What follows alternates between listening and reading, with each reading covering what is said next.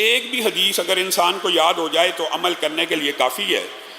رسول اللہ صلی اللہ علیہ وسلم نے ارشاد فرمایا کہ جو شخص وضو کر کے سوتا ہے، ابھی وضو کر کے سونے کی بات کرتا ہوں، پھر بعد میں وضو کی انڈیپینڈنٹ جو فضیلت ہے وہ بھی آپ کے سامنے رکھوں گا۔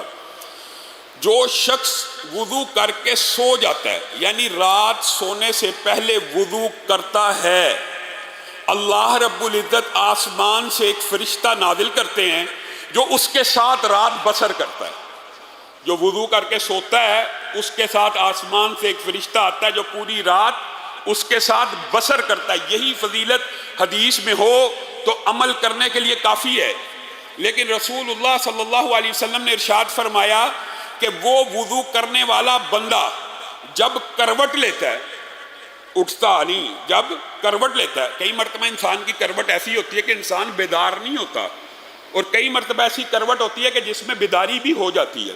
یہاں مراد وہ کروٹ ہے کہ جس میں بیدار نہیں ہوتا، انسان لاشعوری طور پر ہل رہا ہے، کروٹ لے رہا ہے، پانسا پلٹ رہا ہے، جتنی حرکات دوران نیند کر رہا ہے، جو بھی حرکت کر رہا ہے، وہ جو فرشتہ رات اس کے ساتھ بسر کرنے کے لیے آیا ہے وہ کہے گا اللہم اغفر لی عبدک،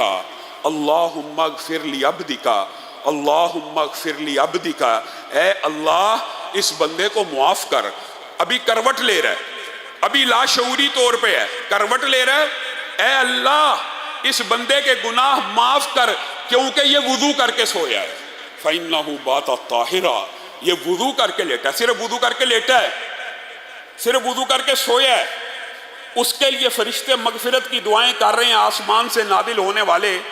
لا يسبقونه بالقول، یہ آیت آپ نے ہمیشہ یاد رکھنی ہے، لا يسبقونه بالقول،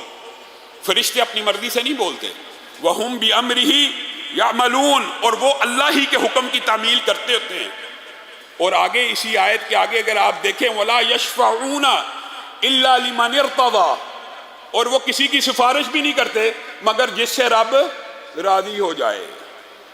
اب بتائیے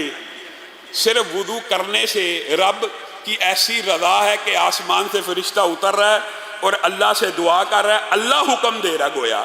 کہ اس بندے کے لیے دعا کر، قبول کس نے کرنی ہے؟ اللہ نے۔ تو گویا اس دعا کی قبولیت میں کوئی شک نہیں۔ اور اگر اگلی حدیث میں آپ غور کریں، یہاں پہ حدیث میں کروٹ کا لفظ نہیں ہے، یہاں پہ حدیث میں لفظ ہے کہ جس نے وضو کر کے نیند کو اختیار کیا یا سو گیا اور پھر وہ بیدار ہو گیا۔ کئی مرتبہ نیند میں آنکھ بھی تو کھلتی ہے نا، ضروری نہیں ہر کروٹ پہ آنکھ کھلے، لیکن جس وقت آنکھ کھلتی ہے اس وقت بھی فرشتہ یہ دعا کرتا ہے اللہم اغفر لی عبدک، اے اللہ اپنے اس بندے کو معاف کر کہ یہ وضو کر کے لیٹا تھا اور وضو کے عالم میں اس کی آنکھ کھل گئی ہے۔ یہ دو حدیثیں الگ الگ ہیں، ایک کروٹ کی اور ایک بیداری کی، اور اگر اس کے ساتھ تیسری حدیث ملا لی جائے تو بات شاید میں اور آپ اس کے اوپر عمل کریں۔ کیوں جی؟ ارادہ کرتے ہیں نا انشاءاللہ، وضو کر کے سویا کریں گے انشاءاللہ۔ ارادہ کرنا چاہیے، وعدے کرنے سے کئی مرتبہ انسان پھر وعدہ خلافی کا مرتکب ہو جاتا ہے، بجائے ثواب لینے کے گناہ انسان کمانا، یہ مقصد نہیں ہے۔ ارادہ کریں کہ حسب استطاعت، حسب توفیق، میری بہنیں بیٹیاں، میرے بھائی بیٹے، کہ ہمیشہ پوری زندگی یہ عادت اپنا لیں گے کہ وضو کر کے سوئیں گے۔ اس کے اندر ایک جو بہت بڑا فائدہ ہے جس کا ہم نے مشاہدہ کیا ہے اور لوگ ہم سے سوالات کرتے ہیں کہ علامہ صاحب وظیفہ بتائیں، جیسے جمعے کے اندر آپ کے سامنے واقعہ رکھا تھا، وظیفہ بتائیں، ہماری دعائیں قبول نہیں ہوتی، ہمیں کوئی ایسی چیز بتائیں کہ جو دعا کی جائے قبول ہو جائے۔ ہمارے موضوع کے متعلق جو بات ہے وہ یہ ہے کہ رسول اللہ صلی اللہ علیہ وسلم نے ارشاد فرمایا جو بندہ وضو کر کے سو جاتا ہے،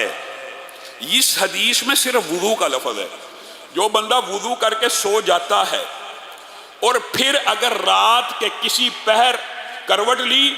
آنکھ نہ کھلی، آنکھ کھل گئی، نیند کا غلبہ، اس کے لیے بھی فرشتے دعائیں کر رہے ہیں، وہ پچھلی دو حدیثوں میں ہے، لیکن یہاں پہ جو الفاظ ہیں وہ یہ ہیں کہ آنکھ اتنی کھل گئی کہ بیدار ہو گیا، شعور جاگ گیا۔ اگر کوئی بندہ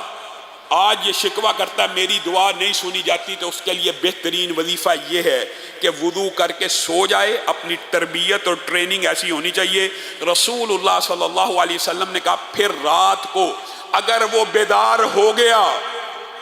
ایسی بیداری کہ جس میں ہوش و حواس آ گیا پورے کا پورا، اس وقت اپنے رب سے جو مانگے گا رب عطا فرما دیں گے۔